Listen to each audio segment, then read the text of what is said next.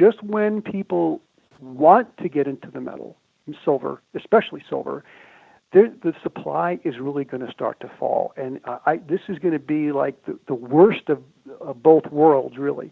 Declining production and increasing price. It sounds so counterintuitive, but it's been 50 years in the making. Hi, this is Mike Maloney, and with me on the line we have Steve from SRS Rocco Report. Steve, how you doing? I'm doing great, Mike. It's a great day. It's a beautiful day, and we got crazy things in the market, so it's great to be here.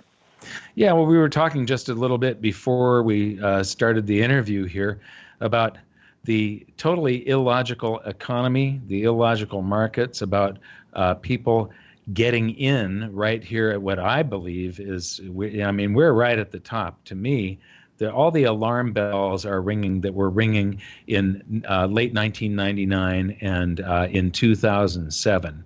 The market internals, all of the indicators, there is no reasonable measure of assets that does not show stocks, bonds, and real estate all being in hyper bubbles right now. And we were talking about that there's probably a distribution dome going on right now with the smart money placing all the stocks and stuff in the hands of the weaker investors. And so give me your take on the general economy right now, what you think is going on. Well, if you listen to different analysts, even I think Gerald Celente was talking about it, you travel around the country and you see things are much different on the ground than they are on TV, mainstream media, as well as the financial networks.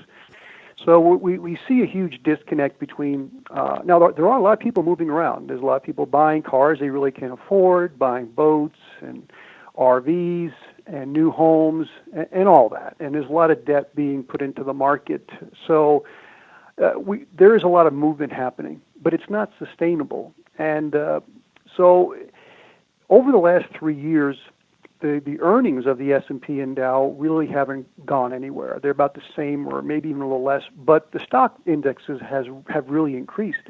Now, the important thing for your listeners to understand is that these markets, even though they're totally insane now, they are propped up. They are a bubble. And the reason why they're a bubble is because they're backed by debt. And I said this before, the U.S. debt has increased 23 times since 1980. Well, if we look at the Dow Jones, it was 865 points in 1980. Today, it's almost 21,000. Well, you divide those two, they're 23 times higher. So what a coincidence we have there. And the Dow Jones and our public debt have increased at the same ratio. The S&P is now up 22 times. And the U.S. retirement market, Mike, is up like 24, 25 times. So basically, these markets, especially over the last 8 years, have really gone into bubble territory. And I do agree. I believe smart money is getting out. And we're seeing a lot of, and unfortunately, pension plans, they can't fund their payouts. So they're going into very high-risk assets because they need to get a high return. And we know these high-risk assets are the subprime auto. They're packaging those, and they're selling them to the pension market. And they're also the pension market is also purchasing shale oil and gas assets, investments, because they pay a higher return, but they're very risky. So unfortunately, Mike, I agree with you. It looks like the Dow Jones is continuing higher, something like 400, 500 points in the last 2 days. But this will not continue on for long because it's propped up by debt, and we're getting to the point now where the debt and the leverage is becoming unsustainable. Yeah, and this crash, when it happens, I don't think we're just going to bounce right back like we've done in the past. You mentioned the pensions, and you did a great article on the retirement Ponzi scheme. The U.S. Ponzi retirement market is in big trouble is the title of the article. And I've been following this for quite a number of years. I wrote about it in my book back in 2007 and 8, and I've been making presentations showing the baby boom demographic. And you focused on a lot of defined benefits, pension funds, and so on in your article. But we have the same problem. We've got 25%, a quarter of the U.S. population was born between 1946 and 1960.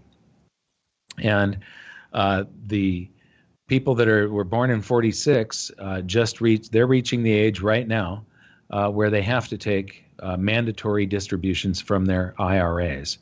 But, the ERISA Act, a law that basically says there has to be a stock market crash, that isn't all of it. There's a whole bunch of people that don't have IRAs and they're invested in the stock market. And someday or another, this generation will work a little bit longer, but someday people do have to retire. They just get old and sick and they have to sell their assets to live off of them.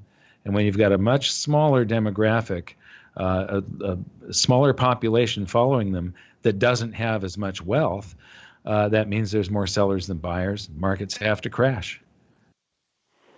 No, I agree. And that article you brought up, what's interesting is that in 2014, the Investment Company Institute showed that the total contributions were like $374 billion, but the benefits that were paid out, and this was 2 years ago, were like $402 billion. So there was like $29 billion more paid out than came in. Well, as you and I know, this is typical of a Ponzi scheme, because in any retirement plan, I don't care if it's a pension plan, I don't care if it's a private defined contribution plan, if it's an IRA or 401k, it doesn't matter. There's no huge pot of gold where they're going to say, okay, Steve or Mike, here's your part of your pot of gold, we're going to sell it off and give it to you. It's based upon earnings, and you know this, and the problem is you need future contributions or future earnings from the future payouts to pay for all this. And so, unfortunately, banks today don't really have assets. They have debts. And so the same thing with the retirement market. There's no pool of real assets in there. Because, as I mentioned, I gave you an example how our debt has increased the same as the stock market. Basically, these assets that are in these retirement accounts are backed by debt. Well, that's a horrible thing, because the simple arithmetic is you take your assets and you minus your liabilities or your debts, and that's basically your net worth. Well, if you look at these figures here, we look at the assets and look at the debts, you minus them out, there's really nothing there, Mike.